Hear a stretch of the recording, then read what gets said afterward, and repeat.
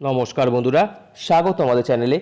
আজকে আমি আপনাদের বর্ধমান জেলার হালদার বাড়ি 350 বছরের পুরনো দুর্গাপুজো, যেখানে আজও লেঠেলরাই কাঁধে করে প্রতিমাকে বিসর্জন দেন, সেই বিষয়ে তথ্যাবলী প্রদান করব।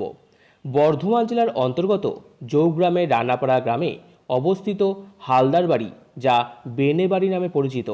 হালদাররা মূলত গন্ধবণিক, গন্ধদ্রব্যের ব্যবসার জন্য গন্ধবণিক। বর্তমান জেনারেশন অবশ্য সকলেই চাকরিজীবী। এই পুজো আনুমানিক 350 বছরেরও বেশি প্রাচীন। প্রতিমা এখানে দ্বিভুজা অভয়া মূর্তি। মায়ের কাঠামোটি হলো দালান কাঠামো, অর্থাৎ 4টি ভাগ আছে। যেমন মাটির বাড়ির চালা খুঁটি ধারা ঠেকানো দেওয়া থাকে, ঠিক তেমনই বংশ পরম্পরায় কুমোর প্রতিমা তৈরি করেন। প্রতিমা এখানে বাম হাতে আশীর্বাদ প্রদান করছেন। অভয়মূর্তি হওয়ায় দেবী অসুর ও বাহন সিংহবিহীন। এই বাড়ির অন্যতম একটি প্রাচীন বৈশিষ্ট্য হল প্রতিমাকে পরিবারের সদস্যরা নিজেরাই সাজান। অনেক আগে মালাকারেরা সাজাতো, কিন্তু প্রায় 30 বছরেরও বেশি কুমারটুলি থেকে সাজ কিনে নিয়ে গিয়ে সাজানো হয়। মহালয়ার পরদিন অর্থাৎ শুক্ল প্রতিপদ তিথিতে বোধন শুরু হয়। তারপর ষষ্ঠীর দিন কল্পারম্ভ হয়। বাড়ির গৃহিণীদের নামে সংকল্প করানো হয়। এক একজনের নামে 4 বছর করে সংকল্প হয়।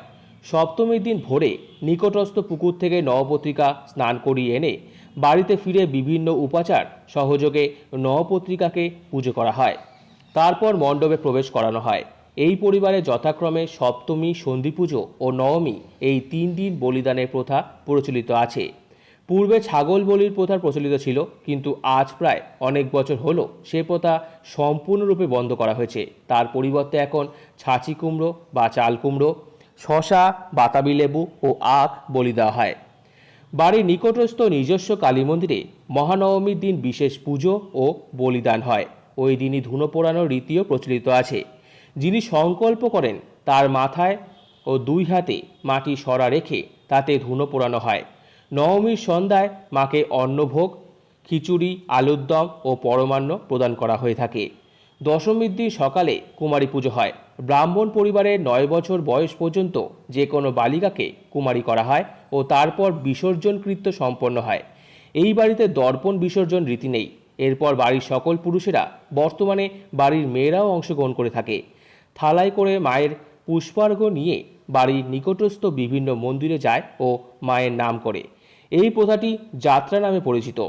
পূর্বে বাণিজ্য করতে যাওয়ার আগে বণিকরা মন্দিরের ঈশ্বরের পুজো করে তারপর বের হতেন। এই প্রথায় ক্ষুদ্র সংস্কার হলো এই যাত্রা। অতি পুরনো প্রথা লাঠি খেলা আজও এই বাড়িতে দশমীর রাতে অনুষ্ঠিত হয় এবং লেঠেলরাই কাঁধে করে প্রতিমাকে বেনে পুকুর, হালদারদের নিজস্ব দিঘিতে বিসর্জন দেন।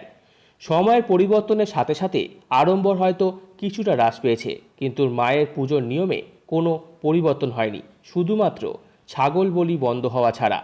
আর এইভাবেই ভবিষ্যতে আরও দীর্ঘ বছর মা অভয়ার আশীর্বাদ মাথায় নিয়ে হালদার পরিবার মায়ের পুজো আয়োজন করবে, এটাই আশা রাখি।